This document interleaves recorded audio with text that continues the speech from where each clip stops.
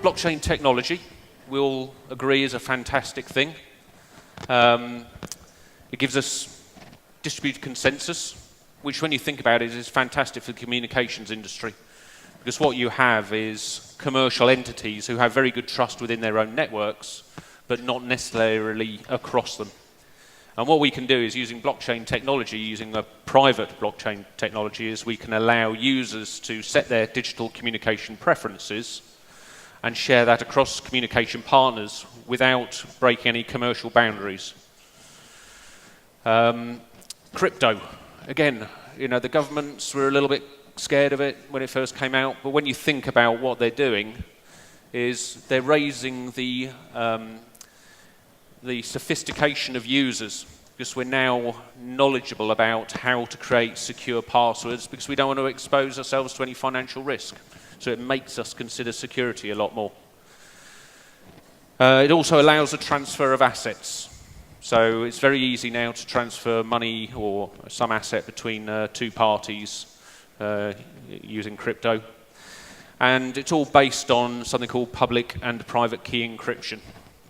Now, if there's anything that you take away from this talk today, I'd like it to be this. That what we're doing is we're giving you control of your digital communication preferences. And we do that by allowing you to do three things, or there are three selections that you can choose. You can accept communication from anyone, groups or individuals. You can reject communication from anyone. Or you can charge them a fee. And this third one is really crucial, because what it does is it eliminates a lot of spam and phishing. Okay, because we make it uneconomical. So just as a little scenario, I send you an email. At the moment, you get that email, or you read it, you delete it, etc. Now, what we're saying, and we're a non-commercial entity, so any governments who want to protect their citizens, we would be delighted to work with you. Any communication telco providers, we can help you monetize your existing commitments to your communication infrastructure, both the current and the future. And the way we do that is we let people determine how much it costs for people to communicate with them. So effectively, we're letting them mint their own stamps or set their own exchange fees. So a scenario is, you're a YooPing user, you're using our protocol, which all of our partners, any email providers, any telcos can implement. I try and send you an email, for example. It immediately bounces back, because your default preference says, if I don't know this person, I'm going to bounce the communication back to them and tell them that I use YooPing. So effectively, we're spamming the spammers. They can now decide to join the protocol using one of our partners or our implementation. As part of that negotiation, it'll have picked up how much you want them to pay to be able to communicate with you. Now, this payment is potentially refundable. So I send you an email, it bounces back, I decide to enlist, and I pay the default 25 cents, 1 dirham, 10p, to send communication to you. Once you receive that, you can do one of three things. You can accept it and potentially whitelist me going forward, in which case any subsequent communication will be free. You can reject it and state that you never want this communication from this source again. Or you can adjust the fee and say, actually, I'm going to change this fee now from 25p to be £10. And so you have a very fine, granular control of how much it costs for someone to contact you. Now, consider the case of spam or phishing. They rely on communication, especially email, being free. So that's why we get blasted, our inbox is filled with junk, because it's free for them to do so. By implementing even a small fee up front, we immediately eradicate a lot of the spam and phishing, because it becomes uneconomical for them to do so.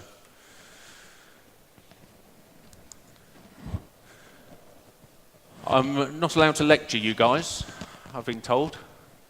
So this is a bit awkward. This is lesson 1, symmetric key encryption. And this is what's great about crypto.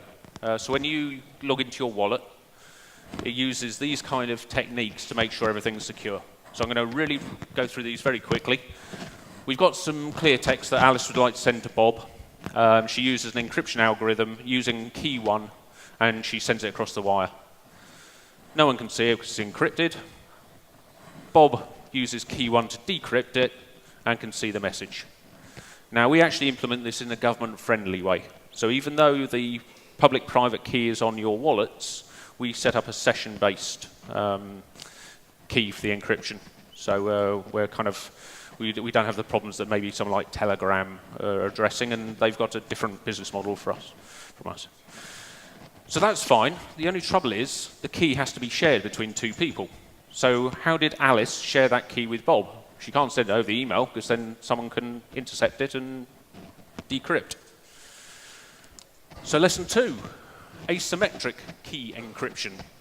And this is what your wallets use. And this is the foundation of blockchain technology. This is how we sign information, that we transfer assets from one account to another.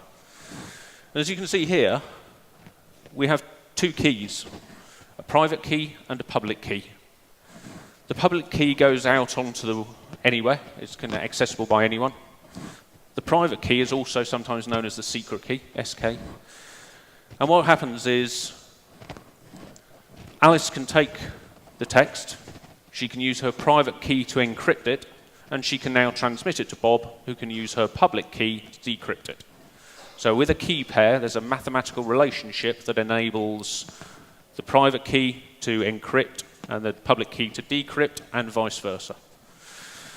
So Bob fetches Alice's public key, decrypts it, and everyone's happy. The only problem is everyone can get to Alice's public key. So it's not a solution.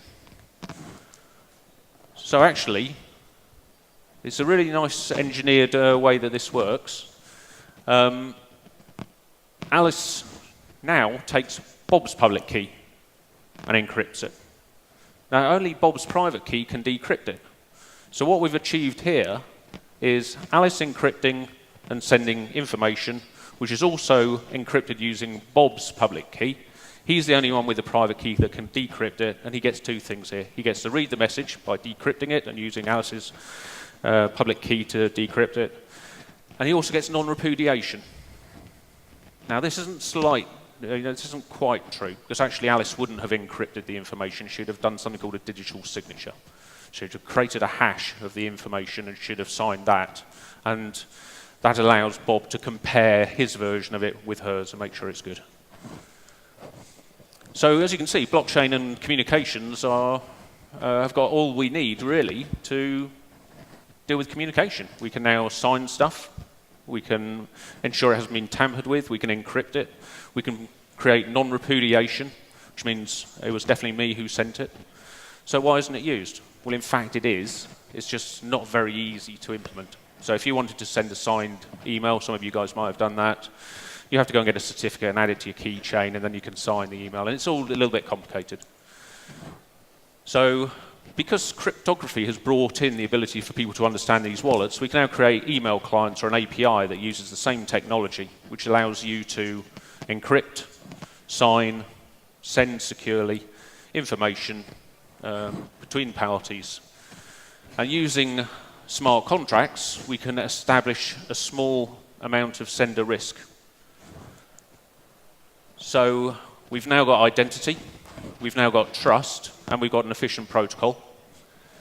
And as you can see here, we've got a commercial implementation that we can put in place to do all of this. The identity is proven by when someone registers a telephone number or an email. We've got auto dialers, and auto email is that you have to prove that you actually own that particular communication. And we've also going to put some AI around there as well to improve things.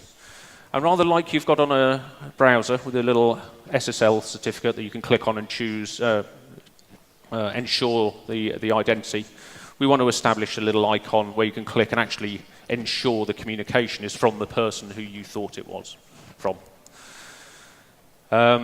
Sender risk is via the smart contracts.